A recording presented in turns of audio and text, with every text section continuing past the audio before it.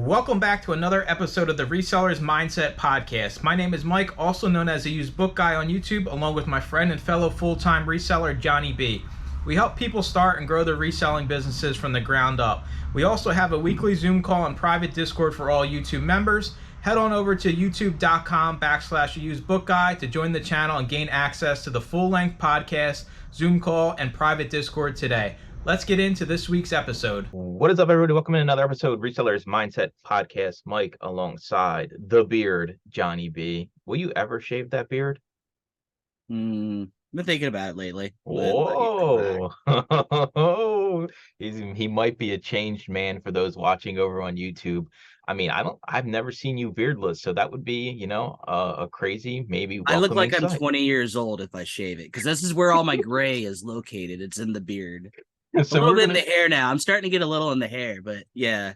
We're going to be talking about re-examining your reselling business, and this is important. I'm not talking about maybe the overall, like, oh my God, I got to change everything about my business, but maybe revisiting things that you already have in your business, right? Like going back and repricing inventory, different types of things like that. It is super important, whether you sell on eBay or Amazon, to have these tasks in place. And I guess I'll kind of just start it off with Amazon. You have FBA, Amazon fulfills your items, and you have FBM, fulfilled by Mike. In my case, is I fulfill my items. For you, it's just fulfilled by merchant. You fulfill the orders that you get. And me and Johnny kind of came to this conclusion probably over a year ago, is you always want to go back and revisit things you have listed to see, has something changed on that listing? Is this FBM item now good for FBA? Do we need to lower the price? Can we raise the price in a lot of situations? So we thought to ourselves, what's a good time frame for an Amazon seller to go back and revisit their inventory that they have listed FBM? And we came to the conclusion about once every 2 months is probably a good time frame, depending on how large your inventory is, because at the end of the day, Johnny's got thousands of books, right? It's not like, oh, I'm going to pop in for 15 minutes and go through all of these. This is for him. This is a week, 2 week task of slowly going back through everything. So it is important to revisit things here when it comes to Amazon. And when it comes to eBay, Johnny, I know Johnny has a few things that he does. So I'm going to throw it over to him and he can give a little bit of insight on revisiting old things that he's done. Yeah, I mean, I've done a lot of, well, let me try this. I've never done it before. Let me try that. I've never done it before. And then you kind of need to sit on those experiments for the more you sit on these experiments and let them run their course, the more accurate data you have. Now, on a shorter time scale, like a month, you can get some initial data in, but let's just say that was a bad month for that type of experiment, given the world at large or what the platform's doing as far as updates go, and it may not be as accurate. So the longer you give it, you can see the long-term effects of that experiment. Like even raising your listing goal is an experiment. You're not going to see the results of that for a very long time if you stay consistent with it. Some things that I've done this year is I've tried lowering it to rock bottom to get a higher STR, which is just more turnover, because if you sell enough, you get more money.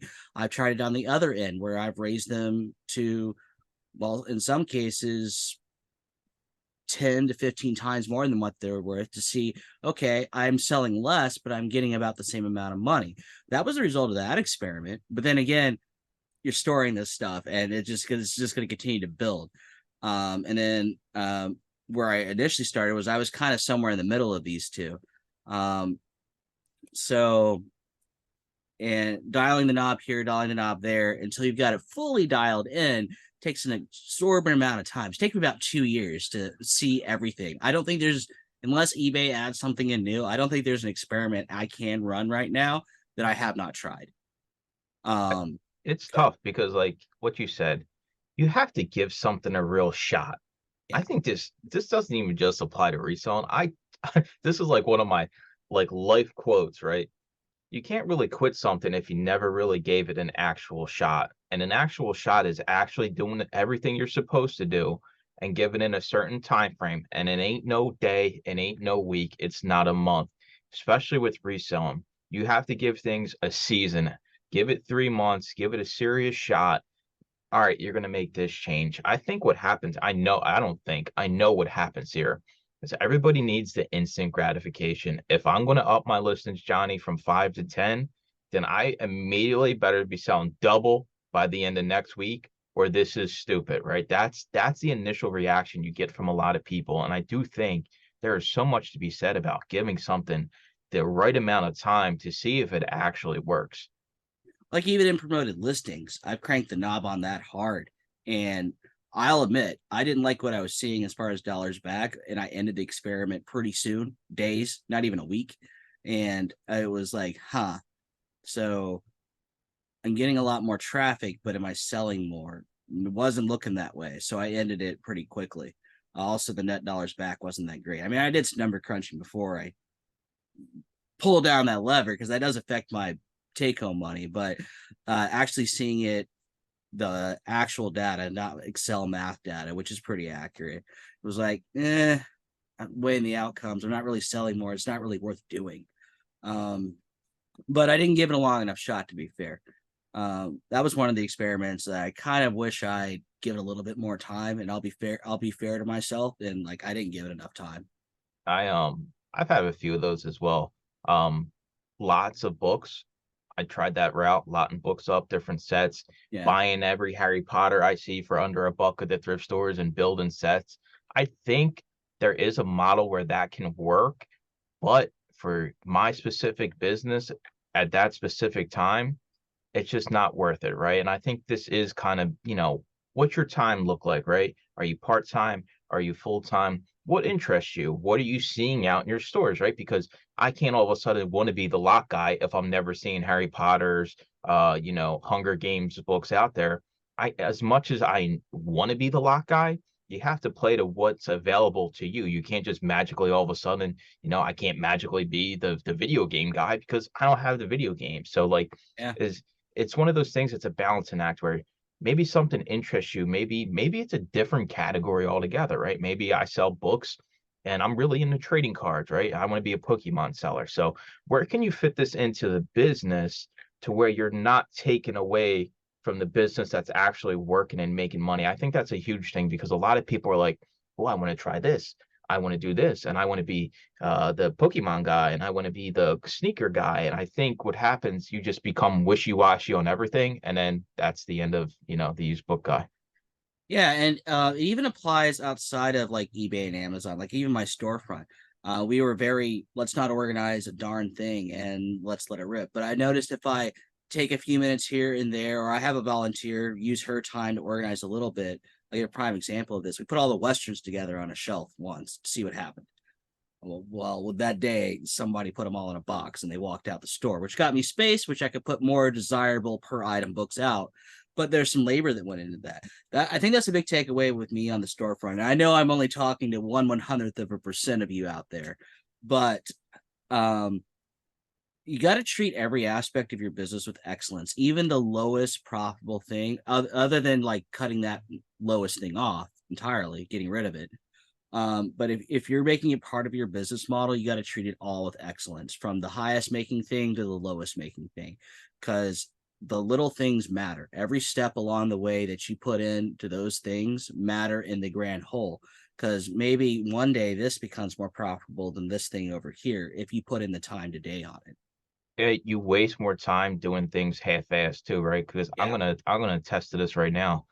Anybody that knows me, I have the most pathetic eBay store uh out there when it comes to, probably any eBay seller that's on social media or YouTube that's got his, 5,000 plus subscribers has a better eBay store than me. I'm perfectly fine with that.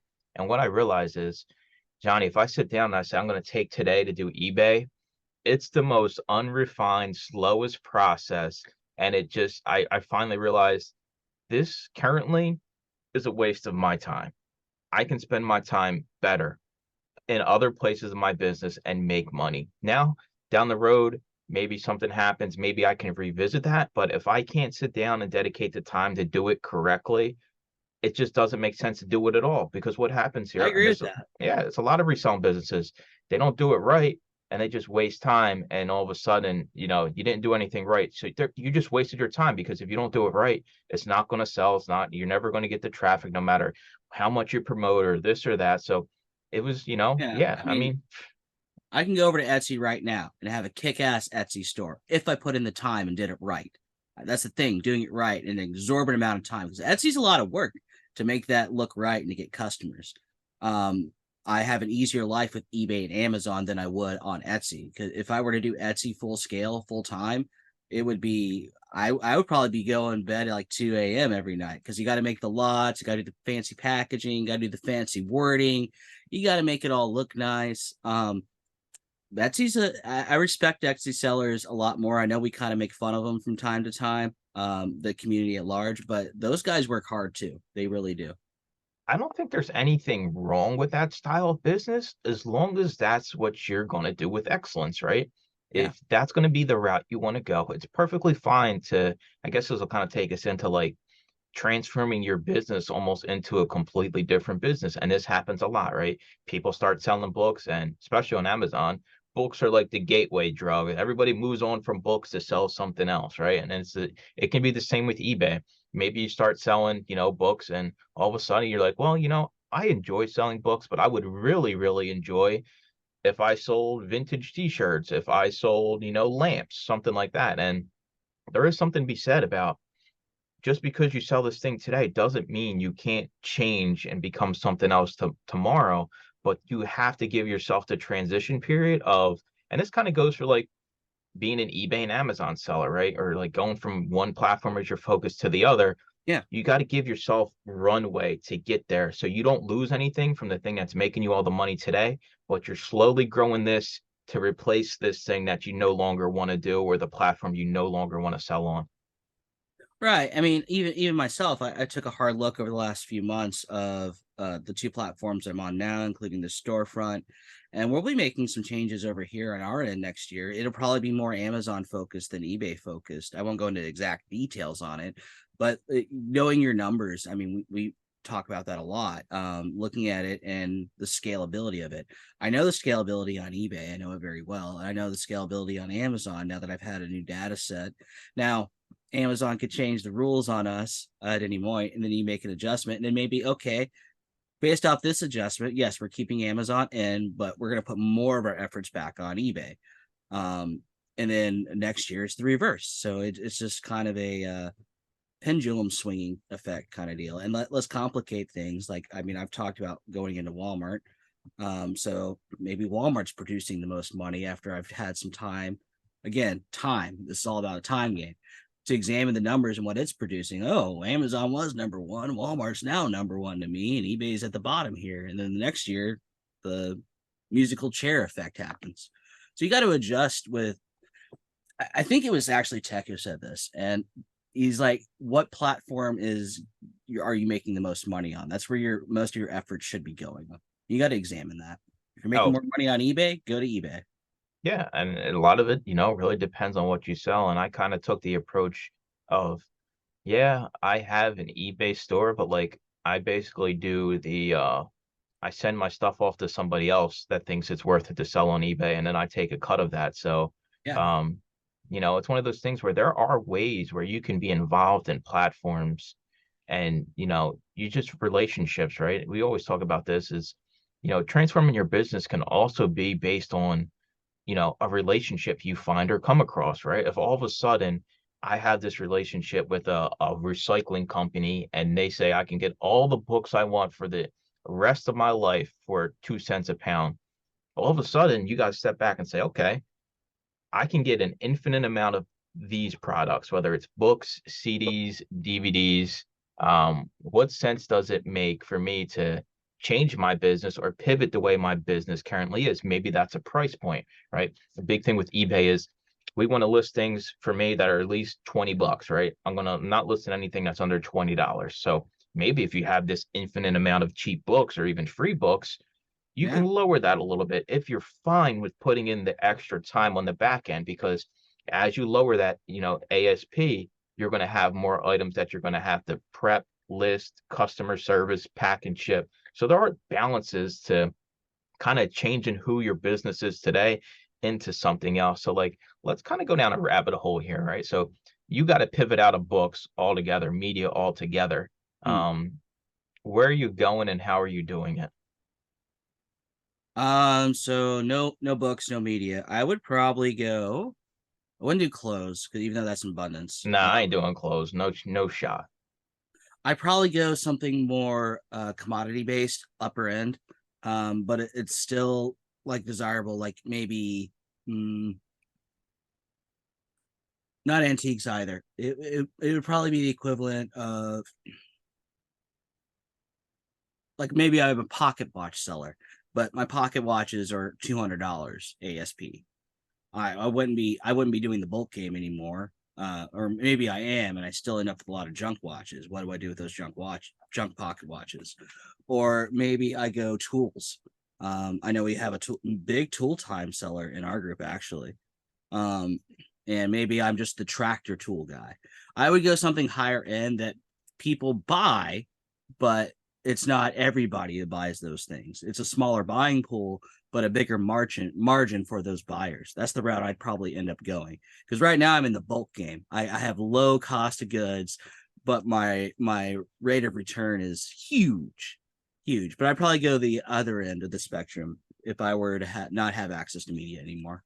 So let's take a look at this, right? So you decide starting in December, you're going to be the pocket watch guy. Sure. And all right, it's day one. So what does that look like for you as your transition begins, right? You're going to continue to do everything that you currently do in the book business. And now you have to find a way to fit in the pocket watch business. So just like, Sure. what do you think you would do? Like if that was the real case scenario? Well, based off my book business, I know I've never seen a pocket watch outside of auction houses. So I would be creating a list of auction houses and then seeing what's available to me right then, right there. And then because of the book business, I would look at lots online, eBay lots or Macari lots or Etsy lots, whatever. I'm like, okay, if I'm paying up because I'm in the pocket watch game, I know I'm going to be paying up opposed to books. What do my margins need to look like? What do I need to clear? Is my goal to clear $50 every time, or is my goal to clear 50% every time? 50% of what I put in. So basically, I would have to come up with an online Rolodex of sourcing because it's no longer me going out to the thrift store. Because if you're finding pocket watches at thrift stores, I'm more power to you, and I'd like to know where those are. But I know I can't go out and get them. I have to order them. The inventory has to come to me in this scenario. Um, Honestly, I might, this is going to sound horrible, but this is something I probably would do. I would call funeral homes. Like, what do they do with that stuff? The leftover stuff, or places that deal with dead people, not necessarily funeral homes, the police stations and stuff, the lost and found stuff. What do you guys do with the pocket watches you come across? Does it go somewhere? Where does it go? So basically, I'd be full on investigation mode because this is a new thing. They're not like books. They're opposite of books. I think you kind of hit it on the head. It's like if you have this idea of something you really want to do and switch your business to, you can spend the time today to get the knowledge and maybe iron out some of the logistics of maybe chasing this dream of selling in this category you're so passionately want to sell in. And this happens a lot because a lot of people start reselling. And like you said, maybe they do clothes and then they realize I got to do all the measurements and things like this. And then they want to get out of clothes and they don't know where to Yeah. go. I think do something that you're passionate about. It's going to be a lot easier and you're going to be a lot more motivated to sit down and gain the knowledge, like if you're really into pocket watches, you don't have no problem, looking up sold comps on eBay for pocket watches, going on the internet, trying to find who's selling pocket watches. But if it's something you're not interested in, and I think this is super important, if you're going to pivot your business completely, it has to be something you're interested in, you yourself, right? Johnny can't tell me, Mike, I really like pocket watches. I think you can make a whole bunch of money. You should become the pocket watch guy. I'm going to tell Johnny to go pound sand, and people should do the same. And I think I know you see these other people, right? Vintage t-shirts, Johnny.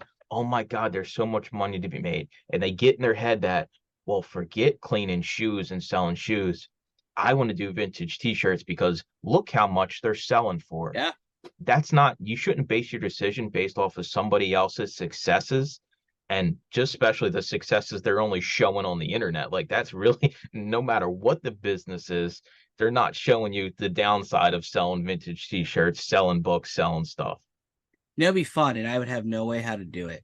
How do I sell precious metals? Because that price does not change. If the listing price is what the listing price is. Well, I'm not gonna say that. It can go up and down based off the value of the precious metal. If I sold platinum online or gold online or silver online, that would be amazing. But where the heck do I get that stuff? I have no idea. Well, I mean, an idea is getting all scrap stuff and melting it down to produce it myself, sure. Or again, maybe I hit the auction houses and get all the little gold coins that aren't worth anything and melt them down to make gold bars. That's how I would right now today. That's my only idea of how to start a business like that. I think a lot of resellers, probably 90% of them, would be happy-go-lucky little bunny rabbits out in the field if they just sold stuff that they were passionate about, Yeah. regardless of how the market was, the comments coming to hit the earth, the fees are going up. If you're really into what you sell, it's so much easier. And for me, right, because everybody's like, well, Mike, you don't even read books. Well, guess what? I'm literally Mr. Krabs. I enjoy money. And if a book is going to make me the money and I can easily get them, they're in my area and I understand how the business works, that is my motivation, right? It's not so much oh, I'm really passionate about books. I'm an avid reader. If you are and you're selling books, you got one leg up on me because you're more motivated to go out and maybe find your, a rare book that you want for yourself, or you see cool books, signed books, things like that. You're definitely you should definitely be more motivated than me, who's just after the dollar, because this is something that interests you. No, I agree with that. I like books. I read books. Not every book I list, I like that book, but I do like books in general and I do read. And I agree with you. If I didn't do that, I probably wouldn't work the amount of hours. I would probably switch niches at this point if I wasn't into books. I really would. Yeah, I think everybody would be more happy if they just sold on a category they actually had some interest in. And with anything, right? Interests come and go in life, right? Maybe you're really into this right now and you'll be into something else. But we kind of just laid out the plan for you. You can always pivot your business as long as you do it the right way and understand everything that comes with it, right? So we have the experience of selling large amounts of books. How does that translate to something else? You put the same principles in place, understand it's going to be the same exact business, just a different type of product you're more passionate about. But you can't get blinded by the fact that just because you're passionate about something, you can make it into a business. That doesn't work 90% of the time. Just because you have this passion to cook egg sandwiches, you can't just go open a food truck and spend X amount of dollars and think you're going to be successful. It does not work like that, no matter how excited you are to sell something. Right. I mean, there's a person that I think you nailed it right there. There's a person that may have all the passion in the world, but they're not a business person. They don't know how to do business. It's like somebody buying a stadium and trying to run a sports league. A lot of the time they fail when they do that because they're just passionate about that thing. Because they bought a stadium, they got some money behind it, so they have some business knowledge. But most of them don't do so well. Or it's like I don't know, what was it? Michael Jordan going to play golf or baseball. I mean, he did all right, but he wasn't. He tried to translate. He's an athlete. Doesn't mean he's an athlete in every sport. He is athletic, yes. I do think with these transitions you have on your mind, or maybe you're thinking about switching categories today, I think it is super important that you cash flow that business from the current one you have. I don't think it's smart to all of a sudden tomorrow I want to be the pocket watch guy and I have a business line of credit that I'm going to take out to just jump headfirst into this whole new business because you think it's going to be successful Yeah. as the one you have today. And I think a lot of people, you could be misconstrued that, well, if I'm successful selling books, Johnny, then I can be just as successful or more successful selling sneakers because I love sneakers. I think that's Good 100% the luck. trap. Yep, that's the trap you're going to fall into because you think you have success in one category and you can't just pivot and switch to something completely different. And especially depending on like what you're selling, right? My wife Debs, she sells cat and dog toys on Etsy and Shopify. So she can't just wake up and decide that she's going to sell skunk toys, right? Like, you have a customer base, you have built these processes specifically around this. You can't say, well, I'm going to take a loan and all of a sudden I'm going to be the skunk toy seller, right? It don't work like that. Right. I mean, going to shoes, man, that's a transition because there's cleaning. The photos are all different if you're doing this on eBay, if you're doing it on Amazon, whatever, I guess. Can you sell used shoes on Amazon or is it just new shoes? I think it's just new. Yeah, so there's no cleaning. So you're looking at online arbitrage or RA arbitrage at that point. So do you have box stores you can go to even do RA or not? Or okay, so now you're in the OA game alone solely if you don't, and now you got to figure out how to source faster and better than anybody else is doing OA shoes. How do you do that? So you get your little slice of the pie. I can tell you right now, me trying to do that today, like if I said, okay, no more books, I'm doing the shoes, I would struggle. I would struggle hard for 6 months before I figured anything, got any competitive edge at all. I think the biggest takeaway that we talked about today is if you take your time in your transition and you see things aren't working, but you're still maintaining that main business, that gives you the opportunity to wash your hands and say, okay, this experiment was fun, Johnny. I tried it for 2, 3 months, maybe even a month, maybe even 2 weeks, right? Maybe this person decides to sell shoes, like you're saying, and they go buy a pallet of shoes, they get it home, and all of a sudden they realize, I got to scrub, clean, wash these things, every single pair.